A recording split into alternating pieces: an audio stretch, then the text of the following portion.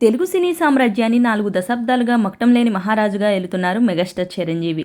స్వయం కృషితో సామాన్య స్థాయి నుంచి అసాధారణ స్థాయికి చేరుకున్న ఆయన ఎందరికో ఆదర్శంగా నిలిచారు. చిరంజీవి నటవారసుడిగా చిత్ర పరిశ్రమలో అడుగుపెట్టిన రామ్ చరణ్ తండ్రికి తగ్గ తనయుడు అనిపించుకున్నారు. యాక్టింగ్, డ్యాన్స్, ఫైట్స్ ఎందులోనైనా తనకు తిరుగులేదని నిరూపించుకున్న చరణ్ ప్రస్తుతం గ్లోబల్ స్టార్గా వెలుగొందుతున్నారు. మార్చి 27న రామ్ చరణ్ పుట్టినరోజు సందర్భంగా ఆయన గురించి కొన్ని ఆసక్తికర విషయాలను ఇప్పుడు తెలుసుకుందాం. మెగాస్టార్ చిరంజీవి, సురేఖ దంపతులకు రెండో సంతానంగా మార్చి 27, 1985లో చెన్నైలో జన్మించారు రామ్ చరణ్. మద్రాసులోని పద్మశేషాద్రి బాలభవన్, లారెన్స్ స్కూల్ తర్వాత Hyderabad public school, Saint Mary's కాలేజీలో చదువుకున్నారు చరణ్.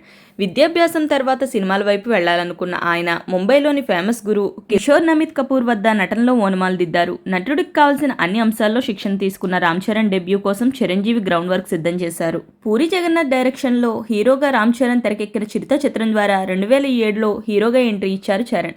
తొలి సినిమాతోనే మంచి మార్కులు సంపాదించారు. ఆ తర్వాత ఎస్ఎస్ రాజమౌళి దర్శకత్వంలో వచ్చిన మగధీరతో స్టార్డమ్ అందుకున్నారు. ఆ వెంటనే ఆరెంజ్, రచ్చ, నాయక్, జంజీర్, ఎవడు, గోవిందుడు అందరివాడేలే, బ్రూస్లీ, ధృవ, వినయ్ విజయరామ, ఆచార్య చిత్రాల్లో నటించారు. సుకుమార్ దర్శకత్వంలో వచ్చిన రంగస్థలం చిత్రంలో చరణ్లోని నటుడిని బయటకు తీసుకురాగా మరోసారి రాజమౌళి దర్శకత్వంలో చేసిన ఆర్ఆర్ఆర్ సినిమా ఆయనను గ్లోబల్ స్టార్ని చేసింది. ఈ ఏడాది సంక్రాంతికి గేమ్ చేంజర్తో ప్రేక్షకులను పలకరించారు రామ్ చరణ్. ప్రస్తుతం ఉప్పెన ఫెమ్ బుచ్చిబాబు సనాతో తన 16వ చిత్రం చేస్తున్నారు. దీనికి పెద్ది అనే టైటిల్ని ఖరారు చేస్తూ గురువారం చిత్ర యూనిట్ ప్రకటించింది. అపోలో హాస్పిటల్స్ అధినేత ప్రతాప్ సిరెడ్డి మనవరాలు ఉపాసనా కామినేని 2012లో పెళ్లాడారు రామ్ చరణ్. ఈ దంపతులకు క్లింకారా అనే ఆడపిల్ల జన్మించింది. భారతీయ చిత్ర పరిశ్రమలో అత్యధిక రెమ్యూనరేషన్ తీసుకునే నటుల్లో ఒకటిగా గుర్తింపు తెచ్చుకున్న రామ్ చరణ్ బ్రాండ్ ఎండార్స్మెంట్లు, వ్యాపారాల్లో పెట్టుబడులతో భారీగానే ఆస్తులను సంపాదించారు. మీడియా నివేదికల ప్రకారం చరణ్ ఆస్తుల విలువ 1380 కోట్లకు పైమాటేనట.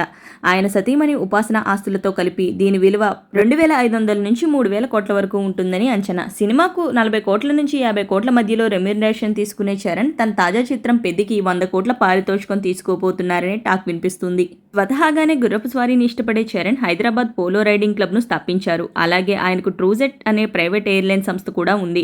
ఇండియన్ స్ట్రీట్ ప్రీమియర్ లీగ్ అనే జట్టుకు యాజమానిగా చరణ్ వ్యవహరిస్తున్నారు.